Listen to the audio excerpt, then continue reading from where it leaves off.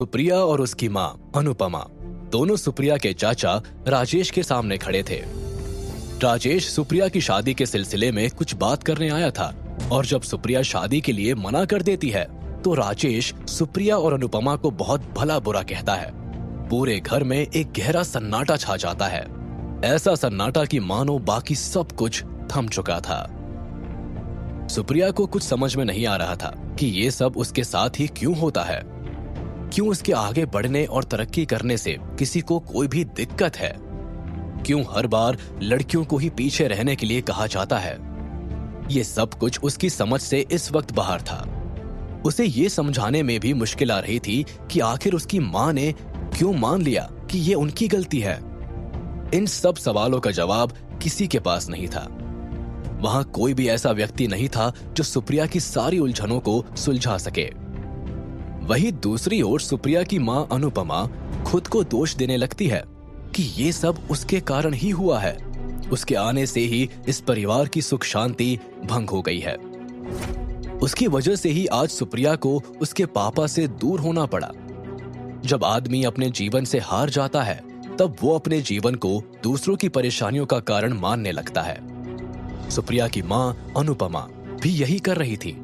अनुपमा ने खुद को सुप्रिया की परेशानियों का सबब मान लिया था। अनुपमा ने सुप्रिया के चाचा राजेश के सामने अपनी गलती मानकर अपनी गर्दन नीचे कर ली। कोई भी इंसान एक बार अपना सिर झुका सकता है, लेकिन अपने माँ बाप का सिर कभी झुकने नहीं दे सकता, फिर चाहे उसे इसके लिए पूरी दुनिया से ही क्यों ना लड़ना पड़े। सुप्रिया ने भी कुछ ऐसा ही किया। अपनी माँ का सिर नीचा देखकर सुप्रिया को गुस्सा आ जाता है और सुप्रिया अपनी माँ से कहती है, माँ ये क्या कर रही है आप उनकी भाभी है। आपने ऐसा कौन सा गलत काम किया है जो अपना सर झुका रही है? सुप्रिया अपनी माँ का ये अपमान, ये बेबसी नहीं देख पा रही थी। सुप्रिया अपने चाचा राजेश से कहती है, चाचा जी मेरी माँ आपकी भाभी है और भाभी तो माँ जैसी होती है ना, और ये बर्ताव है आपका आपकी माँ जैसी भाभी से। अब कहाँ गए आपके संस्कार? अब कहाँ गए आपके आदर्श? बताइए। सुप्रिया का गुस्सा 7वें आसमान पर था। अपने लिए खड़े रहने और आवाज उठाने में उसका कोई सानी नहीं था। सुप्रिया अपने चाचा को वो सब याद दिला देती है जिसके कारण उसे और उसकी माँ को ये सब सहना पड़ रहा था। जब हमारी कंपनी तरक्की कर रही थी तब दादाजी उसे सही दिशा में ले जा रहे थे, तब आप ही ने शॉर्टकट्स चुने। चाचा जी आपने ही अलग रास्ता अपनाया था। आपने ही ओबरॉय खानदान के उस लड़के को मेरे लिए उकसाया था और मुझे उससे शादी करने के लिए फोर्स किया था। आप ये जरा भी मत सोचना कि आप अपनी ये दुखियानुसी सोच मुझसे छुपा पाएंगे। ये कहते कहते सुप्रिया हांफने लगती है। उसकी माँ उसे सोफे पर बैठाती है और एक गिलास पानी पिलाती है। जो सन्नाटा कुछ समय पहले इस घर में छाया हुआ था, सुप्रिया ने उसे पूरी तरह खत्म कर दिया था। आज शायद पहली बार सुप्रिया ने अपने चाचा राजेश से इस तरह बात की थी। सुप्रिया को उस वक्त लगा कि उसे उसके चाचा से ये सब बातें पहले ही कर लेनी चाहिए थी। राजेश उस वक्त बिल्कुल जैसे ब्लैंक हो गया था। उसे जरा भी अंदाजा नहीं था कि सुप्रिया भी कभी उससे ऐसे बात कर सकती है। सुप्रिया की ये बातें सुनकर राजेश को और भी ज्यादा गुस्सा आ जाता है। वो अपनी सिगरेट जमीन पर फेंक देता है और सुप्रिया से कहता है, ये क्या बकवास कर रही हो तुम? अगर मुझे तुम्हें शादी के लिए फोर्स करना ही होता तो क्या तुम्हें लगता है कि तुम्हें अपने आप को प्रूव करने का और एक कंपनी संभालने का मौका कभी मिलता? और कौन सा तीर मार लिया तुमने इस कंपनी को संभाल कर? बेहतर यही है कि तुम चुपचाप शादी कर लो और एक कंपनी ओबरॉय खानदान को सौंप दो ताकि तुम्हारा और इस कंपनी का दोनों का थोड़ा भला हो जाए। और सच कहूं तो यही तुम्हारी सबसे बड़ी जीत होगी। सुप्रिया के अंदर मानो एक ज्वालामुखी फट रहा था जिसका उबलता हुआ लावा अब बाहर आने वाला था। वहीं दूसरी ओर सुप्रिया की मां अनुपमा सुप्रिया और उसके चाचा को झगड़ता हुआ देखकर रो देती है। अनुपमा ये सब नहीं देख पा रही थी। उसके आंसू लगातार बह रहे थे। सुप्रिया का ज्वालामुखी फट गया था और सुप्रिया अपने चाचा राजेश को जवाब देते हुए कहती है, मैंने कौन सा तीर मार लिया? यही कहा ना आपने? तो सुनिए, मैं ही हूं वो इंसान जिसके कारण आज कंपनी की 1/3 नुकसान की भरपाई हो चुकी है और अभी भी मुझे दिए गए समय में 2 महीने बाकी है, जिसमें बाकी बचे 1/4 हिस्से की भी भरपाई हो जाएगी। और ना सिर्फ भरपाई होगी, कंपनी को दोगुना फायदा भी होगा। और आप कह रहे हैं कि मैंने कौन सा तीर मार लिया? सुप्रिया की सारी बातें सच थी और अब राजेश के पास कोई जवाब नहीं था। राजेश ने लगभग अपनी हार मान ली थी और उसके पास चुप रहने के अलावा कोई चारा नहीं था। राजेश अब ज्यादा देर वहां नहीं रुकना चाहता था, इसीलिए वो वहां से उठकर चला जाता है। सुप्रिया की मां अनुपमा राजेश को दरवाजे तक छोड़ने जाती है। जैसे ही अनुपमा वापस अंदर आती है तो सुप्रिया उसे समझाते हुए कहती है, मां, हमें हमारी खुशियों के लिए किसी पर भी डिपेंडेंट होने की जरूरत नहीं है, ठीक है? चलिए अब आप जाइए और मेरा मनपसंद गाजर का हलवा बनाइए, मैं शाम को आकर खाऊंगी। अभी किसी काम से कंपनी जा रही हूं, बाय। सुप्रिया कंपनी ऑफिस के लिए घर से निकल जाती है। सुप्रिया ने आज अपने कार का एसी ऑन नहीं किया था, बल्कि आज उसने कार की खिड़कियां खोल रखी थी। आज सुप्रिया को काफी हल्का महसूस हो रहा था। उसे ऐसा लग रहा था जैसे वो आजाद हो गई हो और वो एक नई ऊर्जा महसूस कर रही थी, ऐसी ऊर्जा जो आज तक उसने कभी महसूस नहीं की थी। उसके दिल में जो बरसों से छुपा हुआ गुबार था वो बाहर निकल चुका था। सुप्रिया के बाल खिड़की के बाहर हवा में उड़ रहे थे। मौसम भी बहुत खूबसूरत होने लगा था। सूरज को बादलों ने ढक लिया था। आकाश में पक्षियों की चहचहाहट सुनाई दे रही थी। सुप्रिया को आज एक अलग ही आत्मविश्वास की अनुभूति हो रही थी। जैसे ही सुप्रिया कंपनी के पार्किंग में पहुंचती है तो वहां उसे कुणाल वहीं मिल जाता है। कुणाल अपने किसी काम से कंपनी ऑफिस आया था। सुप्रिया ने जैसे ही कुणाल की नई मर्सिडीज G63 देखी तो वो तुरंत कुणाल से कहती है, क्या बात है मिस्टर कुणाल, लगता है तुम्हारी कोई लॉटरी लगी है। कुणाल हंसता है और सुप्रिया को छेड़ते हुए अपने कॉन्ट्रैक्ट पर लिखी एडिशनल टर्म्स की बात छेड़ देता है। सुप्रिया मैडम, वो जो कॉन्ट्रैक्ट पेपर्स पर कुछ एडिशनल टर्म्स थी, उनके बारे में आपका क्या कहना है? सुप्रिया समझ गई थी कि कुणाल किस बारे में बात कर रहा था। सुप्रिया तुरंत बात बदलती है और कुणाल से कहती है, वो छोड़ो, आज एक बड़े क्लाइंट के साथ दोपहर में मीटिंग है। अगर हमें ये ऑर्डर्स मिल गए तो इससे अच्छी बात हमारे लिए कुछ नहीं होगी। मैं वही जा रही हूँ। इतना कहकर सुप्रिया वहां से जाने लगती है। तभी कुणाल उसे पीछे से पकड़ लेता है। सुप्रिया को लगता है कि शायद कुणाल कुछ गलत तो नहीं करने वाला है। सुप्रिया के मन में तरह तरह के ख्याल उठने लगते हैं, लेकिन सुप्रिया जैसा सोच रही थी वैसा कुछ नहीं था। कुणाल सुप्रिया से अपनी अपनी कार्स की चाबियां एक्सचेंज करने को कहता है। सुप्रिया को कुणाल की बात सही लगती है और सुप्रिया चाबियां बदल लेती है। सुप्रिया थोड़ी सी शर्मा जाती है और तेजी से गाड़ी लेकर निकल जाती है। कुणाल सुप्रिया को जाते हुए देखता है और फिर अपने ऑफिस की तरफ चला जाता है। कुणाल सुप्रिया के बारे में सोचते सोचते, हंसते मुस्कुराते अपने ऑफिस की ओर जा रहा था। जैसे ही वो ऑफिस का दरवाजा खोलता है तो उसे एक 20 साल का जवान लंबा सा लड़का उसकी कुर्सी पर बैठा नजर आता है। लड़का अपने दोनों पैर डेस्क पर रखकर बैठा हुआ था। एक हाथ में फोन था जिसमें वो कोई वीडियो या मूवी देख रहा था और च्युइंगम चबा रहा था।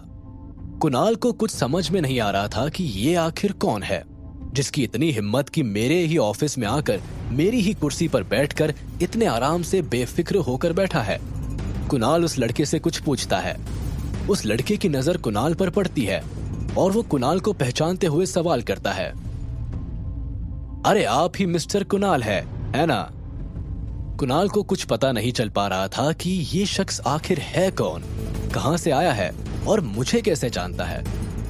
कुणाल उसके सवाल का जवाब देते हुए उससे हाथ मिलाता है और कहता है, जी हाँ, मैं ही कुणाल हूं। और आप? मैं वेद हूं, सुप्रिया का कजिन। कुणाल, तुम्हें मेरे बारे में जानने की इतनी जल्दबाजी नहीं होनी चाहिए। तुम्हें बस मुझे सुप्रिया के बारे में इंफॉर्मेशन देते रहनी है। बदले में तुम जो चाहोगे तुमको मिल जाएगा। कुणाल एकदम ब्लैंक हो गया था। उसे समझ में नहीं आ रहा था कि आखिर ये क्या हो रहा है और मुझे इससे सुप्रिया के बारे में क्या इंफॉर्मेशन देनी होगी। और मैं ऐसे कैसे सुप्रिया के बारे में किसी को भी कोई जानकारी दूंगा? कुणाल के मन में ये सवाल जवाब चल ही रहे थे कि तभी वेद अपनी जेब से एक कार्ड निकालकर कुणाल के सामने डेस्क पर फेंक देता है। वेद कुणाल से कहता है, इस कार्ड का पासवर्ड इस कार्ड पर ही लिखा है। इस अकाउंट में जितने भी 2-3 लाख रुपए है सारे खर्च कर दो। अगर तुम अच्छा काम करोगे तो आगे भी तुम्हें इससे अच्छा और बड़ा इनाम मिलता रहेगा। कुणाल अभी भी समझ नहीं पा रहा था कि आखिर ये सब चल क्या रहा है, क्यों उसे ये काम दिया जा रहा है। इतना कॉन्फिडेंस तो जाहिर है कि उसकी फैमिली से ही मिला होगा, लेकिन सुप्रिया के बारे में इंफॉर्मेशन देने के लिए उसका कजिन भला क्यों बोलेगा? कुणाल कार्ड नहीं लेता है और कार्ड उठाकर डस्टबिन में फेंक देता है।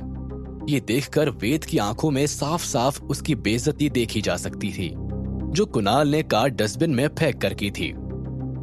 वेद से कुणाल का यह बर्ताव बिल्कुल भी बर्दाश्त नहीं हो रहा था। फिर भी वेद अपने गुस्से पर थोड़ा काबू करता है और कुणाल को समझाने की कोशिश करता है। वेद कुणाल के पास जाता है, उसके कंधे पर हाथ रखता है और उसकी आंखों में आंखें डालकर कहता है। जैसे ही वेद कुणाल की आंखों में देखता है, कुणाल थोड़ा डर जाता है। उसे पसीना आने लगता है, जबकि ऑफिस में एसी ऑन था।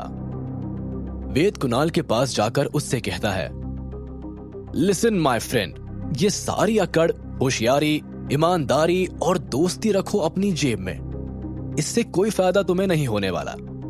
फायदा सिर्फ तुम्हें मेरी बात मानकर होगा और भरपूर फायदा होगा। मेरे जाने के बाद डस्टबिन में हाथ डालकर अपने हाथ तुम गंदे करोगे।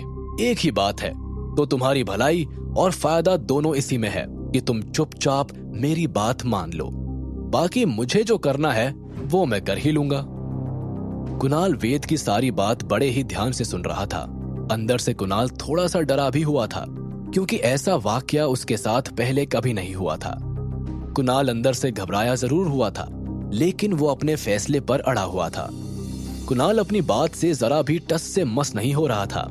कुणाल की हिम्मत और आत्मविश्वास देखकर वेद का भी इरादा एक बार को थोड़ा डगमगाते हुए दिख रहा था। लेकिन वेद इतनी आसानी से हार कहां मानने वाला था। उसने सोचा कि अभी कोई और पैतरा आजमाना पड़ेगा कि कुणाल का बच्चा इतनी आसानी से तो मानने वाला नहीं है। वेद डेस्क पर रखे अपने काले लेदर बैग में से अपना बिजनेस कार्ड निकालता है और फिर वापस रख देता है, क्योंकि उस कार्ड पर वेद की आइडेंटिटी थी। कुणाल ये सब देख रहा था। उसे ये नहीं पता चला कि वो किस चीज का कार्ड था और ऐसा क्या था उस कार्ड में कि वेद ने उस कार्ड को निकाला और कुछ देर सोचकर कार्ड वापस बैग में रख दिया। फिर वेद एक पेपर पर अपना फोन नंबर डालता है, लेकिन वो पेपर गलती से डस्टबिन में गिर जाता है।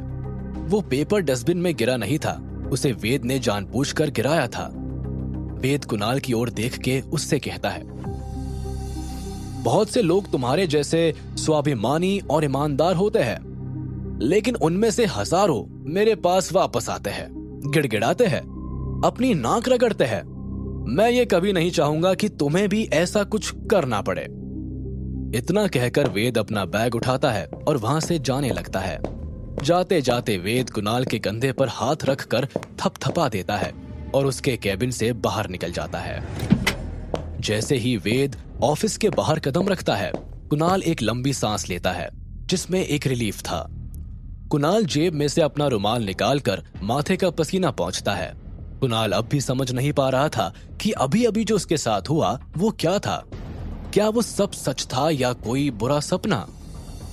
कुणाल टेबल पर रखे जार में से पानी निकालता है और कुर्सी पर बैठकर शांति से पानी पीता है। कुणाल को समझ में नहीं आ रहा था कि उसे वेद से इतना डर क्यों लग रहा था, जबकि वेद तो एक 20 साल का बच्चा था। कुणाल आराम से अपनी चेयर पर बैठा हुआ था। उसने अपनी आंखें बंद कर ली थी और थोड़ी देर सोने की कोशिश कर रहा था। तभी कुणाल का फोन बजता है। कुणाल एक सेकंड के लिए घबरा जाता है। अभी अभी जो उसके साथ हुआ, कहीं ये फोन कॉल भी। कुणाल फोन जेब में से निकाल कर देखता है तो कुणाल की बहन रितु का फोन आ रहा था। रितु कुणाल से कहती है कि उसने होटल बुक करा दिया है और कुणाल को ऑफिस के बाद सीधा वही बुलाया है। कुणाल रितु का फोन काट कर सोचता है कि अभी टाइम है थोड़ा, तब तक छोटे मोटे काम निपटा लेता हूँ। थोड़ी देर बाद कुणाल अपना सारा काम निपटाकर पार्किंग में पहुंचता है और सुप्रिया की कार से उस होटल के लिए निकल जाता है। अब आगे क्या होगा जब कुणाल होटल पहुंचेगा?